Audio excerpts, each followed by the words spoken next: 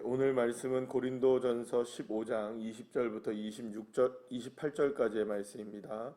고린도전서 15장 20절부터 28절까지의 말씀.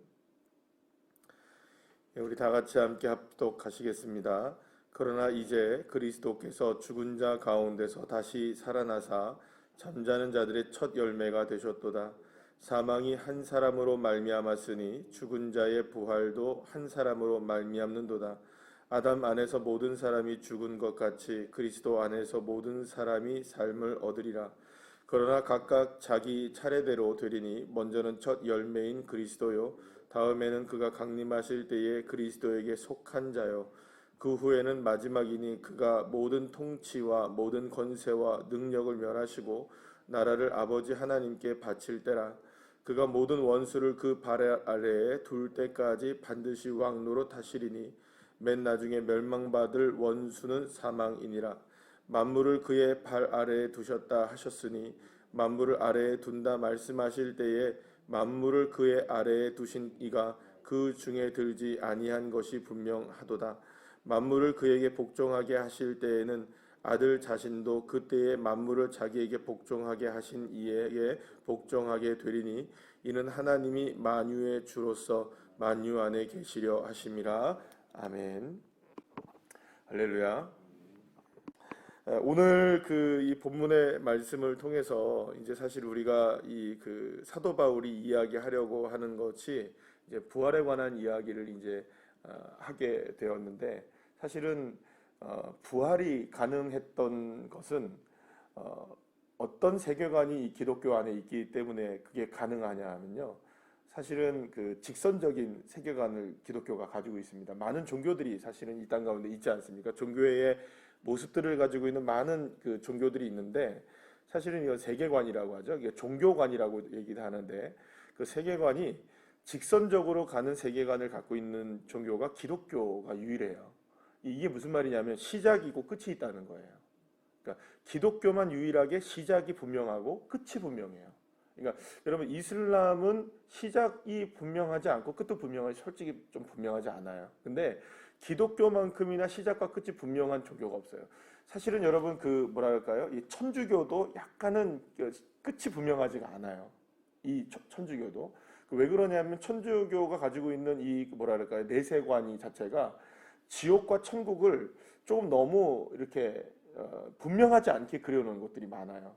그래서 실제적으로 우리가 본다고 하면 기독교만 거의 직선적인 세계관을 가지고 있다고 보시면 됩니다. 그러면 여러분 한번 생각해 보세요. 직선적인 세계관을 가지고 있다라고 얘기한다면, 우리가 이제 예수님께서 비유의 말씀을 들어서 계속 말씀하시는 그런 부분도 있긴 하지만, 집을 뭐랄까요? 종에게 맡기고 간 주인은 반드시 어떻게 된다는 겁니까? 집으로 다시 돌아온다, 이렇게 되는 거죠. 열매가 그러니까 한 나무가 이제 심겨지면, 뿌리를 내리기 시작하면 그 나무가 자라서 반드시 무엇이 맺어진다? 열매가 맺어진다. 이런, 이게 뭐랄까, 시작이 있으면 반드시 뭐가 있다는 겁니까? 끝이 있다고 얘기를 하는 것은 그만큼 모든 이제 세계관에 대해서, 세계를 움직이고 있는 모든 질서에 대해서 분명한 뭐랄까요, 확신이 있기 때문에 시작이 있고 마지막이 있다고 이야기할 수 있다는 거예요. 그러니까 그 누구도 사실은, 예를 들어서 그렇죠, 요즘에 스포츠 경기를 하나 예를 들면 생각해 보면, 축구를 한다 그러면은 축구장에 내가 어떤 선수예요. 선수라면 제가 예를 들어서 손흥민이다 그러면 제가 오늘 반드시 한 골을 넣겠습니다 라고 한다고 해서 골을 집어넣을 수 있나요? 불확실하죠. 그러니까 아무리 손흥민이 잘한다 하더라도 전후반 경기 90분인데요. 시작부터 마지막까지 내가 반드시 오늘은 한 골을 넣습니다라고 얘기할 수는 없어요. 왜 그럴까요? 이게 확실하지 않기 때문에. 그래서 그냥 단순하게 뭐라고 얘기할 수밖에 없는 겁니까? 오늘 90분 동안 경기를 전후반을 뛸 때 제가 그냥 최선을 다하겠습니다, 이렇게밖에 두루뭉실하게 얘기할 수밖에 없는 거죠. 그런데 만약 어떤 선수가 제가 오늘 한 골을 집어넣고 또 마지막에도 한 골을, 제가 두 골을 집어넣겠습니다, 전반전 한 골, 시작할 때 한 골, 마지막으로 끝에 한 골을 집어넣겠습니다 라고 말한다면 그 사람은 둘 중에 하나입니다. 그죠? 둘 중에 하나입니다. 확실하게 집어넣거나 정말 그만큼 자신이 있는 사람이거나, 하나는 뭡니까? 그냥 공수표 날리는 거죠. 그러니까 이 말은 무슨 말이냐면 시작과 끝을 분명하게 기독교가 얘기할 수 있다는 것은 그만큼 이 부분에 있어서 확신을 가지고 있다는 것을 의미하는 거예요. 그러니까 시작이 있다, 끝이 있다. 그러니까 끝을 확실하게 맺을 수 있다는 겁니다. 그런데 대부분의 종교들은 어떤 그 세계관을 갖고 있냐면 보통 이제 윤회라고 얘기를 하죠. 다 돌고 돌아요. 두루뭉실해요. 그러니까 어떨 때는 태어났다가 사람으로 태어났다고 좀 불교만 예를 들어서 얘기한다면 좀 공덕을 잘 쌓으면 다음에도 사람으로 태어나는 것이고, 공덕을 못 쌓으면 개가 되기도 하고 고양이가 되기도 하고 벌레가 되기도 하고 풀이 되기도 하고, 그러니까 모든 것들이 돌아 간다는 거예요. 그러면 이 말은 무슨 말일까요? 끝을 안다는 겁니까? 모른다는 겁니까? 모르니까. 그러니까 시작도 모르고, 그러니까 내가 어디서부터 왔는지도 모르는 거예요. 그러니까 그 사람들은 늘 언제나 불교나 다른 종교들은 내 전생이 뭐더라 이렇게 생각하는 거예요. 내 전생이 뭐지? 내 전생에 고양이였나? 내가 그래서 요번 생에는 이렇게 사나? 내가 전생에는 풀이었나? 내가 전생에는 소였나? 이렇게 생각을 하는 거예요. 그러니까 시작이 없어요. 그러니까 뭐도 없는 겁니까? 끝도 없어요. 그러면 이 말은 무슨 말이냐? 시작도 없고 끝도 없다는 얘기예요. 그러면 이게 결국에는 자신감이 없는 거예요. 그러니까 시작이 없고 끝이 없는 자신감이 없는 거예요. 그러니까 왜 우리는 끝을 이야기할 수 있느냐? 하나님이 모든 것을 시작하셨고 모든 것을 마무리 짓겠다고 말씀하시기 때문이죠. 이 마지막을 갖고 있다는 것은 엄청난 무기인 것이죠. 그러니까 기독교가 그만큼 자신감을 갖고 있는 것은 이 어려운 시대에서도요. 자신감을 갖고 있는 한 가지는 뭐냐면 종말이 있다라는 겁니다. 끝이 있다. 그러니까 이 어떤 상황이 우리에게 다가온다 할지라도, 어떤 고난이 다가오고 어떤 문제가 다가온다 할지라도 반드시 누군 다시 오신다. 주님은 반드시 다시 오신다. 그러니까 죽었지만 반드시 살아나신다. 그리고 그분은 다시 오신다. 라는 이런 명확한 세계관과 믿음관이 있기 때문에 사실은 기독교가 이 어려운 세상 속에서도 이 모든 것들을 뚫고 나갈 수가 있는 것입니다. 그러면 사도 바울이 왜 이거를 고린도 교회에게 마지막 순간이 다가와서 이제 고린도 교회와 이제 작별의 이제 편지를 이제 써나려가야 될 때가 다가오지 않습니까? 16장이 마지막이니까. 그러니까 그러면서 왜 이 이야기를 하느냐? 부활과 재림에 대해서, 마지막 때에 대해서 왜 이 이야기를 하느냐? 그리스도인들이 살아가는 데 있어서 기준점을 어디에 둬야 되느냐라는 문제입니다. 기준점을 우리가 어디에 둬야 될까요? 제가 지지난 주일날에 제가 말씀을 드렸는데 끝은 아니라는 거죠. 그러나 우리의 마음은 어디에 항상 있어야 된다는 겁니까? 끝에 가 있어야 된다. 끝으로부터 시작하는 신앙. 그러니까 내가 지금 이렇게 가다 보면 되겠지라는 신앙생활이 아니라 끝을 명확하게 믿고 가는 신앙이 되어야 된다는 겁니다. 물론 지금 아직까지 끝은 아니죠. 아직 끝은 아닙니다. 그러나 끝으로부터 시작될 때 우리의 신앙은 달라지는 거죠. 왜냐하면 내가 지금 이렇게 살아도 주님은 반드시 오시고, 내가 이렇게 고통을 당하고 있어도 주님은 날 외면하지 않으시고 반드시 심판하러 우리를 이 땅 가운데 다시 오신 하나님, 그 예수님. 그러니까 모든 것들의 결말이 지어진다는 겁니다. 이렇게 저렇게 살아가다 보면서 어떻게 되겠지가 아니라 이렇게 저렇게 살아가도 주님은 오신다.